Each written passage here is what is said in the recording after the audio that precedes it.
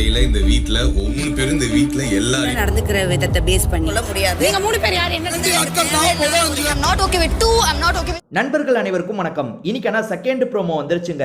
இந்த ப்ரோமோல பேசுறதுக்கு ஏகப்பட்ட விஷயம் இருக்கு. சூப்பரான ப்ரோமோன்னு சொல்லலாம். ப்ரோமோ பார்க்காதவங்க பார்த்துருங்க. சரி, இந்த ப்ரோமோவை பத்தி நம்ம டிஸ்கஸ் பண்றதுக்கு முன்னாடி வீடியோக்கு ஒரு லைக் போடுங்க. லைக் போட்டீங்கன்னா ஐப்னு ஒரு ஆப்ஷன் வரும், அதுவும் பண்ணுங்க. இதை தாண்டி சப்ஸ்கிரைப் பண்ணாம பாக்குறீங்கன்னா சப்ஸ்கிரைப் பண்ணி வச்சுக்கோங்க. இப்போ நம்ம கண்டென்ட்டுக்குள்ள வந்துடலாங்க. பிக் பாஸ் 3 பேரை கூப்பிட்டு பேசுறாரு. யார் யார? அமித, கனிய, விக்ரம. 3 பேர்கிட்ட என்ன சொல்றாருன்னா, 39 நாள் ஆயிருக்கு. இந்த வீட்டில் இருக்கவங்களுக்கு நீங்க ரேங்கிங் பண்ண போறீங்க. அதாவது மீதி 14 பேர் இருப்பாங்க போல, அவங்களுக்கு நீங்க தான் ரேங்க் போடணும். யாரு ஃபர்ஸ்ட் யாரு செகண்ட்ன்றதை நீங்க தான் ரேங்க் பண்ண போறீங்கன்னு சொல்றாரு. ஆக்சுவலா பிக் பாஸ் வச்ச ட்ராப் தாங்க இது. ஆக்சுவலாக இந்த 3 பேரில் நீங்கள் கவனிச்சுக்கிட்டீங்கன்னா கனி, விக்ரம் ஏறக்குறைய ஒரே மைண்ட் செட்டில் தான் இருப்பாங்க. இதில் அமித் என்ன பண்ண போறாருன்னு தெரியல. இவங்க எவ்வளோ பார்ஷியாலிட்டி காட்டுறாங்க, அதாவது அவங்க கேங் மெம்பர்ஸை எவ்வளோ முன்னிறுத்துறாங்க அப்படின்றத எக்ஸ்போஸ் பண்ணுறதுக்காகவே பிக் பாஸ் வச்ச மாதிரி இருக்கு.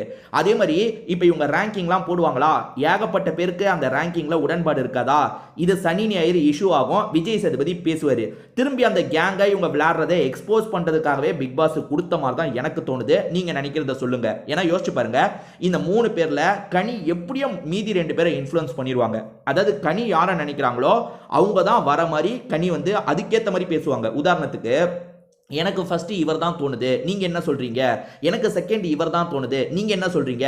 ஆக மொத்தத்தில் கனி என்ன நினைக்கிறாங்களோ அதை இவங்க 2 பேரும் மாறுற மாதிரி பண்ணிடுவாங்க. ஈஸியா விக்ரமை ஏமாத்திடுவாங்க. அமித்தும் ஏமாறுற டைப் மாதிரி தான் தெரியுது. அமித் வந்து எதிர்த்துலாம் பேசுவார்னு எனக்கு தோணல. ஸோ இவங்க நிக்க வைக்கிற இடத்த பாருங்க. சபரி ஃபர்ஸ்ட் இடமா, கெமி 3வது இடமா? எங்க சிரிப்பா இல்ல? கெமி இந்த வீட்டில் என்னங்க பண்ணாங்க? இந்த பிசிக்கல் டாஸ்க்னு வந்தா விளையாடுற மாதிரி காட்டுவாங்க. ஆனா பிசிக்கல் டாஸ்க்ல அவங்க விளையாடி ஜெயிச்சாங்களான்னு கேட்டீங்கன்னா பெரிய கொஸ்டின் மார்க் தான். என்ன பயங்கரமா ஆக்ரோஷமா விளையாடுற மாதிரி பண்ணுவாங்க, ஆனா ஜெயிக்கலாம் மாட்டாங்க. ஸோ இப்படி இருக்கும்போது கெமி எனக்கு தெரிஞ்ச அது மட்டும் தான் பண்ணியிருக்காங்க. சரி, இதை தாண்டி இன்னொன்று ஒரு விஷயத்த உங்களுக்கு சொல்லிடுறேன். பிக் பாஸ் எப்படி இந்த ரேங்கை வரிசைப்படுத்தணும் அப்படின்றதையும் சொல்லியிருக்காராம். அது என்னன்னா, ரொம்ப மெச்சூரா நடந்துக்கிறாங்கல்ல அவங்கள வந்து முன்னாடி வைங்க. அதே மாதிரி குழந்தைத்தனமா சிறுபிள்ளத்தனமா நடந்துக்கிறாங்கல்ல அவங்கள கடைசியில வைங்கன்னு சொல்லியிருக்காங்க போல. இவங்க வச்சிருக்க பொசிஷனை பாருங்க. பார்வதி 13வது இடமா, திவாகர் 14வது இடமா? சரி, ஓகே. இதுல ஒரு விஷயத்தை பாராட்டலாம். இந்த எஃப்ஜேவை 12வது இடத்துலயாவது நிறுத்தினீங்களே, அது வரைக்கும் சந்தோஷம். அதே மாதிரி வந்து 9வது இடத்துல திவ்யாவை நிறுத்தியிருக்காங்க, 8வது இடத்துல ரம்யாவை நிறுத்தியிருக்காங்க. ரம்யாலாம் 8லயே வரக்கூடாதுங்க. ரம்யாலாம் சொல்ல போனா 13, 14ல தான் வரணும். 8 நிறுத்தினதே நான் பொங்குன்னு தான் சொல்றேன். ஆனா ரம்யா அதையே ஏத்துக்கல, அது வேற விஷயம். சரி, இப்ப பிரச்சனை யார் யார் நிக்கிற இடம் பிரச்சனைன்னு பார்க்கலாங்க. ரம்யா ஜோ 8வது இடம், 7வது இடத்துல வந்து அரோராவா. இந்த அரோரா இந்த வீட்டில் கலட்டினது என்ன? ஒரே கேள்விதான். அரோரா இந்த வீட்டில் கலட்டினது என்ன? எப்படி 7வது பொசிஷன் தந்தீங்க?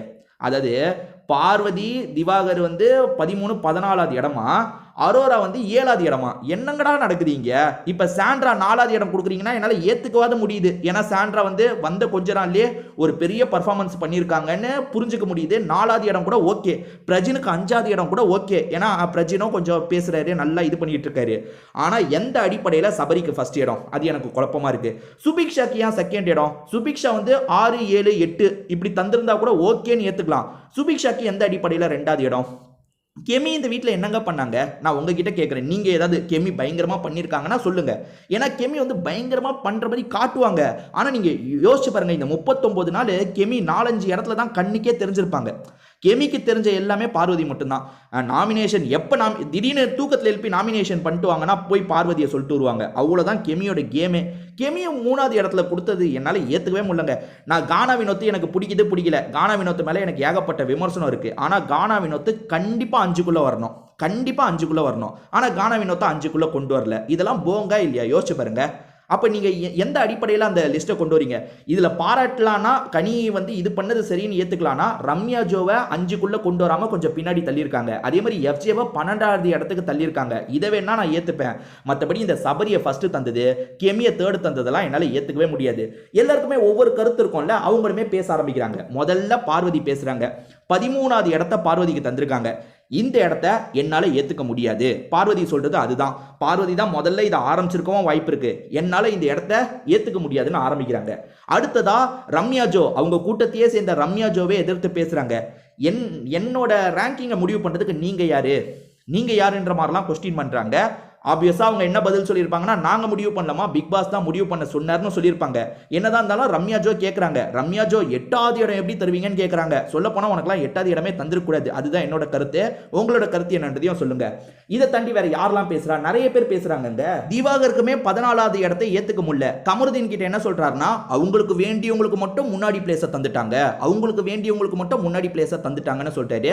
அது நியாயமான்னு கேட்டீங்கன்னா நியாயம் தான். சரி, அடுத்தது வியானா சூப்பரா சொன்னாங்க, என்னால 3 இடத்தை ஏத்துக்கவே முடியாது. ஃபர்ஸ்ட் இடத்தை என்னால ஏத்துக்க முடியாது, செகண்ட் இடத்தை என்னால ஏத்துக்க முடியாது, தேர்ட் இடத்தை ஏத்துக்க முடியாதுன்னு சொல்றாங்க. First Sabari, second Subiksha, third யாரு, கெமி. இவங்க இந்த 3 பிளேஸை என்னால ஏத்துக்கவே முடியாதுன்னு சொல்லிட்டாங்க. கடைசியா திவ்யா இருக்காங்கல்ல, திவ்யாவும் ஒரு விஷயத்த சொல்றாங்க. அது என்னன்னா, எங்க 3 பேரை இந்த மாதிரி ரேங்க் பண்றதுக்கு முதல்ல உங்களுக்கு தகுதி இல்ல, நீங்க யாரு முதல்ல, நீங்க 3 பேருக்கு வந்து அந்த ஜட்ஜ் பண்ற கெப்பாசிட்டியே இல்லைன்னு சொல்றாங்க. அதுவும் கரெக்ட் தான். ஏன்னா நீங்க என்ன கரெக்டா ஜட்ஜ் பண்ணிட்டீங்க? ஒன்னும் ஜட்ஜ் பண்ணலையே. ஏன்னா கனி சொல்றதை தாங்க இவங்க 2 பேர் கேட்டிருப்பாங்க. இவங்க 2 பேர் கேட்கறாங்களோ இல்லையோ, கனி மேனிப்புலேட் பண்ணியிருப்பாங்க.